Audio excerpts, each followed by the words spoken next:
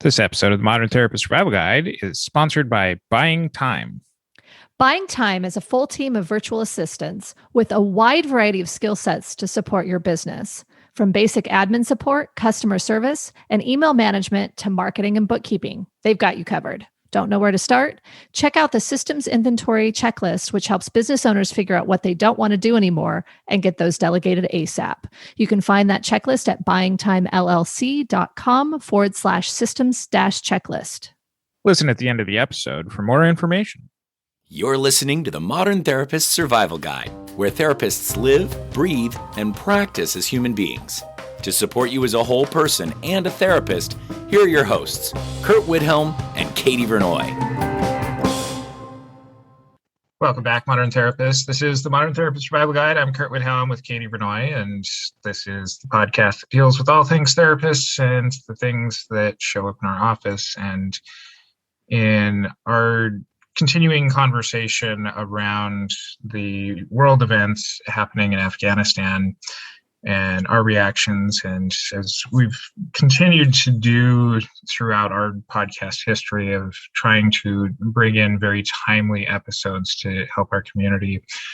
We had spoken yesterday with Rob Bates about working with military members, and we are also very fortunate to have one of our very close friends from the show, Sara Stanizai, licensed marriage and family therapist and owner of Prospect Therapy, talking about working with Afghan Americans and people from the community, people who have personal ties to Afghanistan, whether familial or friends, and helping us to be able to work in the healing process for this community as this very deeply and troubling time for them is coming out. And we're just so thankful for the expertise and the opportunity to have this discussion here today. So thank you for joining us, Sara. Thanks for having me. There's some things to talk about today. And so I want to just open this space. And the first question that we ask all of our guests is, who are you and what are you putting out to the world? I'm a lot of things. I'm glad to be here and I'm glad to have this conversation. It is a very weird time, but a lot of the organizers that I'm in communication with reminded us to take every opportunity and say yes to the interviews and make sure that this issue gets accurate visibility. And we hear from people who are affected by it. Like Curt said when he introduced me, my name is Sara Stanizai. I'm a licensed therapist and I run a group practice based out of Long Beach, California. We focus on serving the queer and trans community as well as first-generation Americans like myself. Over the past almost 2 years, I have focused more on serving the Afghan American community. My family's from Afghanistan. My sister and I were both born here, born in West LA, but both of my parents were born and raised there and came, in 79. Escaping something similar to what's going on now. But I think, it's also true that we haven't really seen anything like this. So what I put out into the world is my goal is to really help people understand and accept all the different parts of their identities. And for myself, my relationship with the Afghan part of my identity has been, a lifelong process. And so I'm really happy that I get to help others on that same journey as well. I started watching your video on your website around accepting your identity as an Afghan American and how hard that has been for you. Mm-hmm. What do you feel comfortable sharing about that now? Yeah, it's really interesting. I am comfortable sharing about it, which in itself is a testament to how I've kind of integrated that as part of myself. But I work with a lot of Afghan Americans now, and we're all at different parts of that process. There are some common themes, such as there's so much mystery around Afghanistan, and people didn't know what it was. They've never heard of it. Many people don't understand Islam in general. And that was hard to kind of be the only one that a lot of people knew. But many times that's actually preferable, because then when people did become aware around 9/11 and now after this, their understanding and the associations they make with Afghanistan are misinformed often, or, there's a whole spectrum, but we have had to kind of choose between either being invisible or being hyper visible for terrible things that have nothing to do with us. So, I work with immigrants and children of immigrants. People come from all over the world, but the Afghan experience is very specific because, I refer to us as the displaced among the displaced, because we come from a place that it's almost as soon as our families left it feels very inaccessible. And I do also want to point out the fact that, I was born and raised in the US. I do come from a very westernized culture. People are always surprised at how, frankly, educated I am, and that I have tattoos, and that I like to think I have cute style, but you definitely have cute style. Let's just straighten that out right now. You definitely have cute style. Yeah. But people are often surprised by that. And it's true. I think, we in the diaspora have very specific experience that is even removed from what's happening in Afghanistan. And I think we owe a lot of respect and deference to the people who do still live there, probably had opportunities to leave and chose not to run away and leave a home that they have known their whole life. Just one example, people are very excited to see, of course, resistance to the Taliban or people doing things that are very dangerous and risky. But that's not how everyone feels in Afghanistan, because there's been fighting and war for so long that, it's easy for me to go to the protest this weekend, and, that's not lost on me. I want to, and I feel proud to, and I can't not do that. However, I have an immense amount of privilege doing that, where I think our responsibility in the diaspora is to amplify Afghan voices as much as possible, not just Afghan American or Afghan Canadian or any other immigrant voices. As part of this mystery for many of us in the West around Afghanistan, that it's a place that for the entirety of my lifetime has been a place of conflict, very confusing, and it's a country that's not set up in the same way that many of us here in the West really conceptualize things. And I think it might help our audience a little bit to talk about Afghanistan even before the U.S. occupation and operations over there, of a little bit more of what some of these generations of people from Afghanistan, Afghan Americans, are facing in this very transformative change, not just here in the last week, but really over the last 40 years. Yeah, you're talking about the Afghanistan that my dad and mom would tell me about when we were growing up, that exists, only in their memories. And Afghanistan is not a perfect place. There was and has always been corruption in the government. Find me a government that doesn't have corruption. There is racism and intolerance among different tribes and communities within Afghanistan. There have been lots of imperfect things. But what I remember, what I grew up hearing about, was a very, I guess I'll use the word modern. I don't know why I need to point that out, but just a really beautiful society. Both of my parents, my parents met and fell in love at Kabul University. I see pictures of them. My mom also had a really great sense of style. I really think it's an Afghan thing. We love to make sure we look good. I went to a protest 2 weekends ago, definitely saw very nice handbags. I was like, yes, I'm among Afghans. We always make sure we look good. But, my mom would tell me that she was obsessed with Elizabeth Taylor and the Beatles, and also Afghan culture and music as well. My dad, in many places in the country, and actually came here twice. The first time he came as a Fulbright scholar and lived in Seattle. So he did a year of high school in Seattle, actually with the Vonneguts, which is wow, my favorite story ever. and he went back. But then when my parents married, then they came shortly after that as well. So a very progressive, open society, similar to many other places around the world, really beautiful, tons of art and culture and tons of history.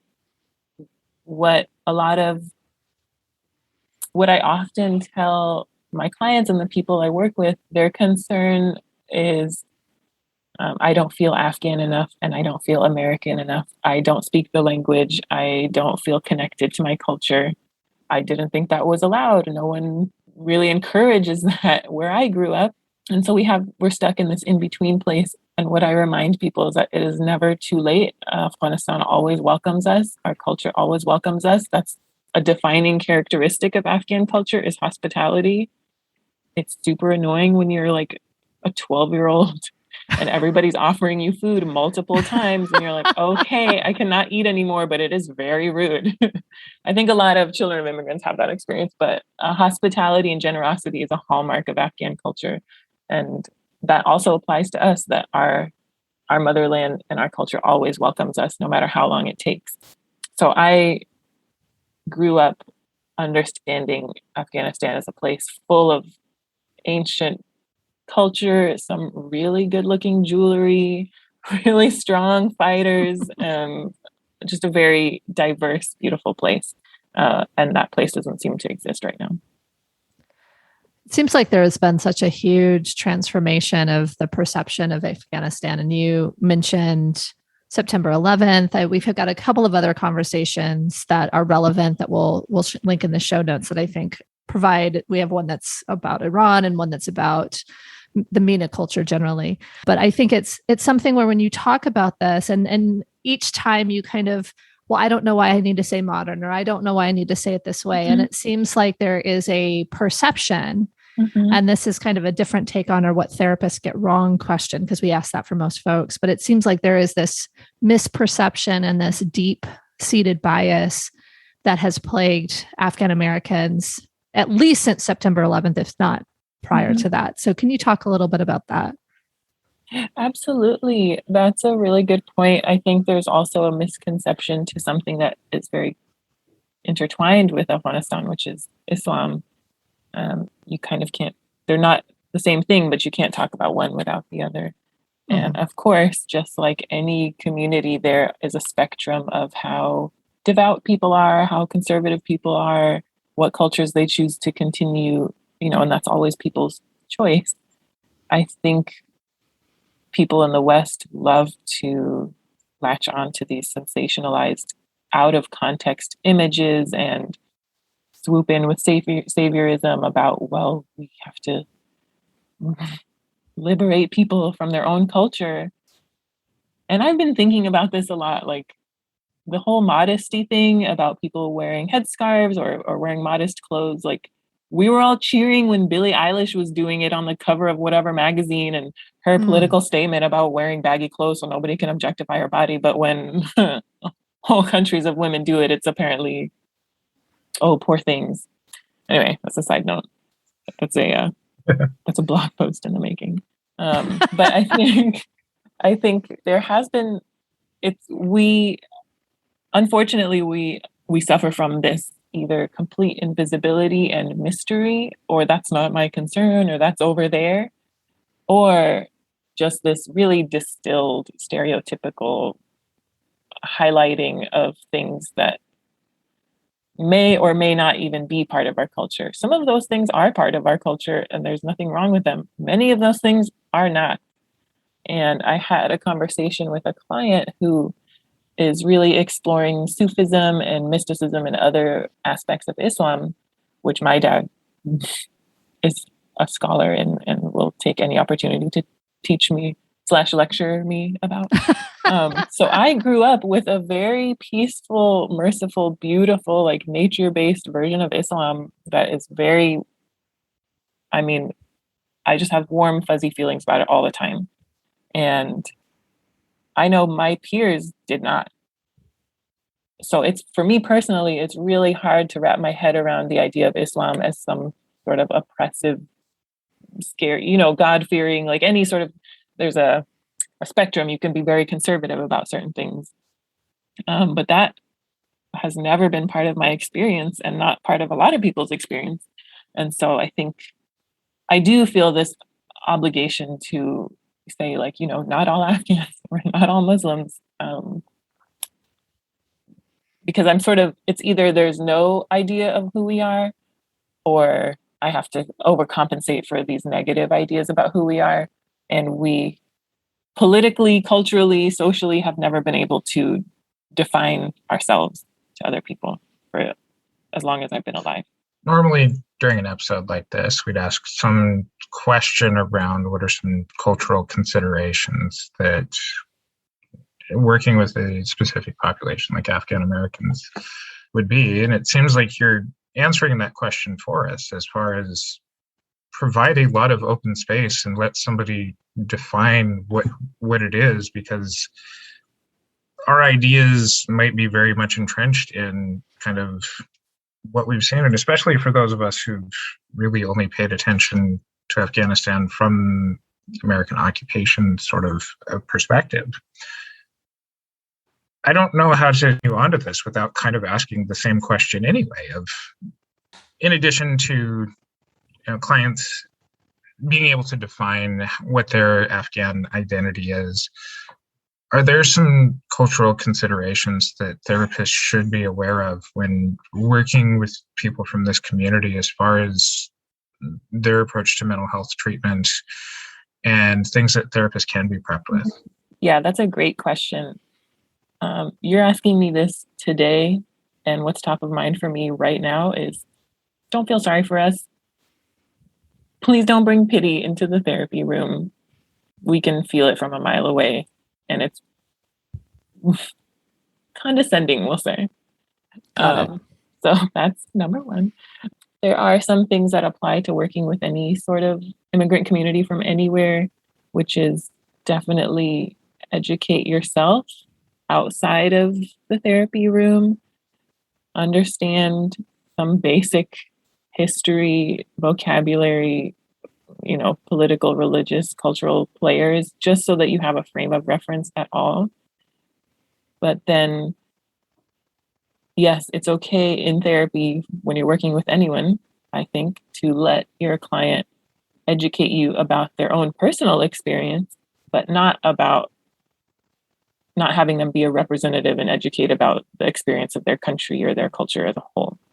And that's a pretty specific, it's a nuanced thing to do, which is rather than saying, what does that mean? I'll say, what does that mean for you, for example?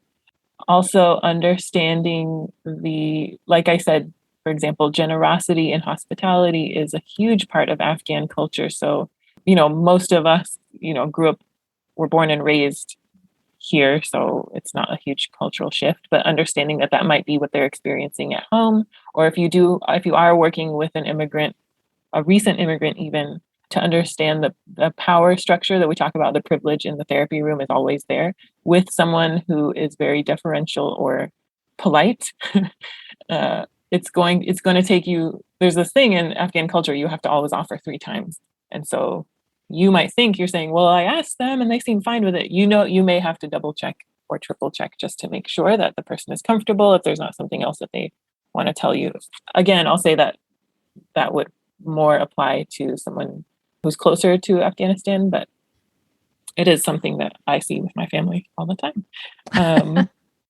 And again, the collectivism and the obligation to family, the importance of honor and pride. I wouldn't necessarily say it's as much about, we do love being bougie. We do care about like financial success and, but it's all in service of respect and honor for our family, that there's a lot of pressure to not exclusively, but to have a strong connection to your community through your hundreds of cousins that everybody has, or, every Afghan knows every other Afghan, basically.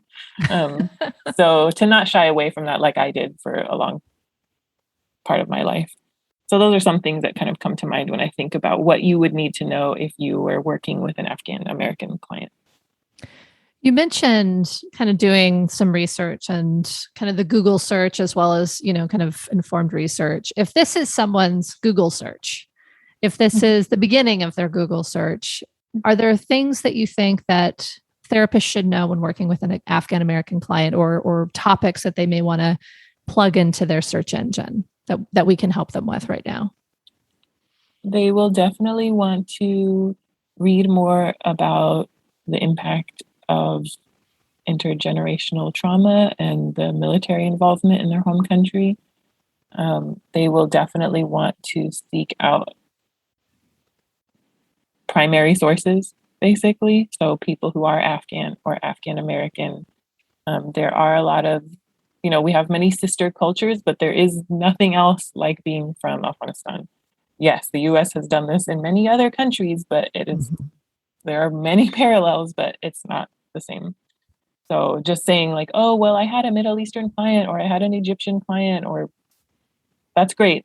Their experience will be completely different from ours. So just making sure you hear as much as you can from actual Afghans and Afghan Americans, to keep on the lookout for sensationalized headlines and images, and to really understand, to challenge your own biases. I think I'm still learning history as well. I'm by no means an expert on anything other than my own experience, but I think when people do, it doesn't take very much digging to realize, whoa, a lot of the things that I was told or I just assumed to be true actually have nothing to do with Afghanistan. So I think it's pretty eye-opening for people. Oftentimes there are healing practices or ways of healing that people from various cultures embrace that we are woefully not even taught to think about and ask in our cross-cultural practices. Are there any unique things to consider as part of this grieving process, part of this healing process, that might be things that we would encourage if we are working with clients who are Afghan American right now? That feels like a pretty tough question to answer. How do we cope with something on this scale? As you were asking me, I was remembering that prayer is pretty healing for a lot of people. Not for everybody. Some people are not religious, but I think the ritual and the act of prayer is really healing for people. Being in community spaces, so making sure that, if you're not Afghan as the therapist, you might say like, of course, I'm here to support you in my way, but do you have connection? Do you have safe connection to people that do accept you and that you feel comfortable with? And it's not always accessible to people. A lot of people my age, when I was growing up, I went to a pretty progressive, friendly mosque, but I was rebellious. I just hated it. It was very boring. I never wanted to go. But if I did have that would be one of the first places I would go. But that's not the case for everybody. So that's something to ask about. It may even affect the time of day that you have your session. If someone is devout and they're praying 5 times a day, your session you may need to just make sure your session time doesn't interfere with prayer times. And also remembering that for many Muslims, fasting is an act of devotion, and it can be very healing and cleansing for people, and it can give a sense of I don't want to say control. It can give a sense of agency at a time when everything feels out of control. What is it important for those of us who are not Afghan American to make sure that we're checking in on, and for us to know about the experience over this past week, and honestly for much longer than that? But what is it important that we're aware of that maybe we don't know as non-Afghan Americans? What I've been thinking several times this week is that there doesn't seem to be language for what we're experiencing. It feels very fundamental, and it feels painful on a scale that that's really hard for me to even grasp myself, let alone describe. That it's new, it's brand new, it's well, it's not new, but it's very present, it's fresh, and it feels like people are reaching out and saying, I didn't know what to say, but I wanted to say something. And those messages are helpful. And it's hard for me too. I kind of go back and forth because people are reaching out and saying, well, what can I do? And part of me is like, thanks for asking. I am in the midst of a lot of things right now, between trying to make sure that my family is safe and alive. And some of them are seeking emergency visas. Some of them do not want to leave. I'm looking at my phone all day, just waiting for them to have service so I could just hear from them to make sure that they are alive. So you may want to do a Google search and just look for fundraisers, look for advocacy efforts. There are scripts laid out for people to contact people in the government to make sure that visas do get approved and that refugees are welcomed. There is a really exciting fundraiser for the rescue missions, and it's got $5 million or something, which is pretty badass, Amazing. I wish I could just like see who that pilot is, which is great. But there are also millions of people who either don't want to or are not able to leave. And, I said this earlier, I don't think you don't have to be American to deserve aid. You don't need to be a refugee to deserve aid. So I really encourage people to give to the efforts that are on the ground, that are staying in Afghanistan, who are really handing food and clothes and water and medicine to people who don't have those resources. Are there any particular organizations that you would encourage our listeners to look at supporting? Yeah, there are so many. Literacy and Love is one organization, although I heard that they recently paused their donations until the banks open, but check with them. Hand to Hand Sadaqah Group is another organization that has been in Afghanistan since before this, and they're hand delivering supplies to people. I think there are a lot. Instagram is lit right now, so there are a lot of financial donations that people can make. There are organizations throughout the country, throughout the US, that are coordinating airport pickups and hotel vouchers. And, if you have a bag of clothes you're taking to Goodwill, they're taking everything because people are showing up with nothing. I would also really encourage anybody who has access to legal services. If you are a lawyer, you don't have to be an immigration lawyer. Really helping people understand the basic visa paperwork will be very, very helpful. People are overwhelmed, and a phone call and a plan will help people a lot. Attending protests and just showing up and being visible is really, really helpful, because that leads to media exposure, and then that leads to people deciding that it's worth it, that it looks good for them to say something about Afghanistan, so we'll take it. There are so many. Making sure that you are either letter writing or phone calling or emailing members of Congress to make sure that people are able to come in. Expanding the process. It's pretty limited about what people are qualifying for right now. Half of my family qualifies. There are some people who may not. Also, anybody who is a Farsi speaker or a Pashto speaker, you don't have to be a lawyer. You don't have to know how to do anything. If you can do translating services, all of these are ways that people can help. So I think you can definitely look on my Instagram, but there are a ton of Instagram accounts that have been doing this activism for a long time. We're glad that people are paying attention to it now. It's a little frustrating that people think this is brand new or that they're suddenly interested, but we'll take it. Hey, we'll take it. And the other thing I would say is, we're so organized and we're so activated right now. Myself personally, I'm even new to this, but it feels like home. I mean, it just feels like whenever I see all these other Afghan people, I'm like, it feels like I've always been here. So I would really encourage people to get involved. You don't have to earn your way in. You don't have to qualify. You don't have to be welcomed in. We Afghans love allies and we love welcoming people. So that will be really helpful. Definitely check out a lot of the organizers who are coming together on social media. And if you have any questions, you can always just ask.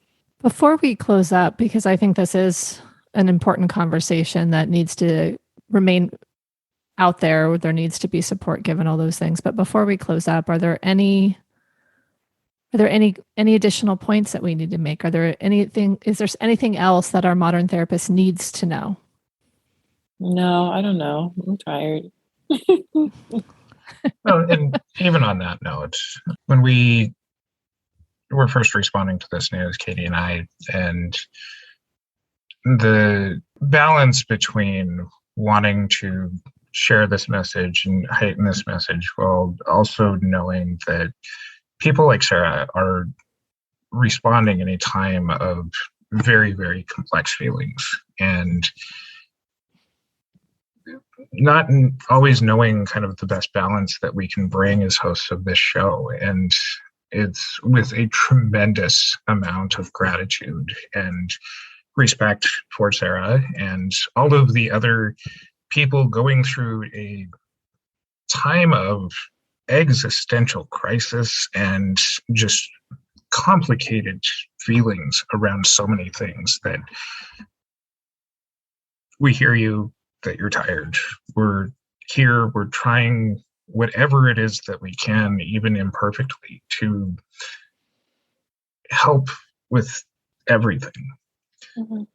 And for you to show up and share your story, share what you're going through, in order for the rest of us to be able to step in, so that way hopefully you can get some rest and you can get some resolution, and know that our modern therapist community is grateful for you and your time and willing to step up. And that's our call to action for our community here, is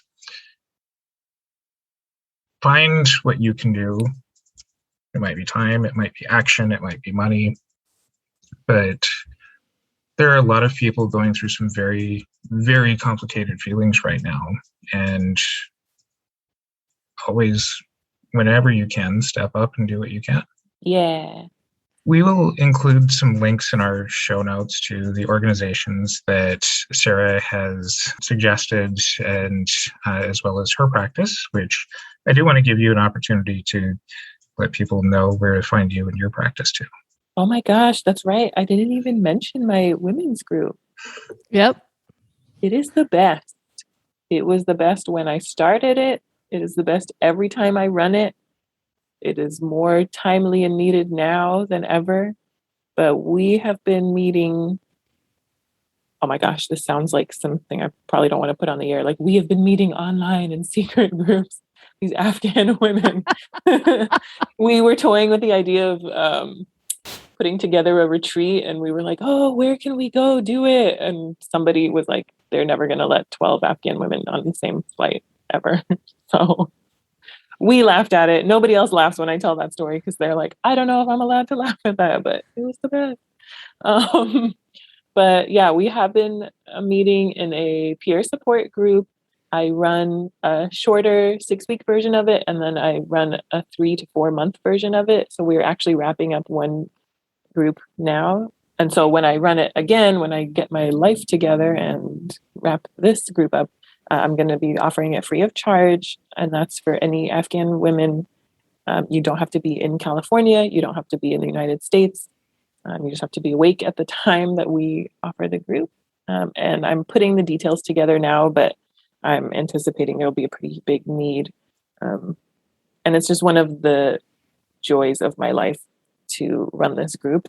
I make sure that I speak to every single group member first to kind of match make the right people in the right group, so everybody feels comfortable and safe and is challenged a little bit, but not too much. I love running groups, and we get lit. Like, it is, everybody is so happy when they sign on to group. First, everybody checks if, their cousin or family member is in the group, which I don't think has happened yet. But then everybody realizes how much we have in common, how much our stories parallel. They're like, I didn't realize that you could be Afghan and blank, like every other thing that we are. And it's really, really healing and beautiful. And now more than ever, it's been a gift for myself to be able to kind of gift this to my community, but also for me to heal, because nobody else gets it. And so when we, this week when we've been having sessions with my one-on-one clients as well, it's just been, nobody else gets it. And so it's been very, I feel really grateful that this has been put in place. That I put this in place by me. I did it, but you did it. I did. But I'm really grateful that I have it now. So where can people find about the group, about your practice? Like what are the actual contact info there? Yes. The best place is our website, which is prospecttherapy.com. That's also my Instagram handle, which is prospecttherapy. That's me. I run that account. It's not some company. So if you message me there, I will answer. But you can find all of our information on our website, and information about our group, about therapy, about everything that we're offering. So those are the two best places to look. And any final thoughts? Thanks for having me. It was nice to talk to you too. We will include all of those links in our show notes at mtsgpodcast.com. And until next time, I'm Curt Wilhelm with Katie Vernoy and Sara Stanizai. Thanks again to our sponsor, Buying Time. Buying Time's VAs support businesses by managing email communications, CRM or automation systems, website admin and hosting, email marketing, social media, bookkeeping, and much more. Their sole purpose is to create the opportunity for you to focus on supporting those you serve while ensuring that your back office runs smoothly. With a full team of VAs, it gives the opportunity to hire for one role and get multiple areas of support. There's no reason to be overwhelmed with running your business with this solution available. Book a consultation to see where and how you can get started getting the support you need. That's buyingtimellc.com/book-consultation. Once again, buyingtimellc.com/book-consultation.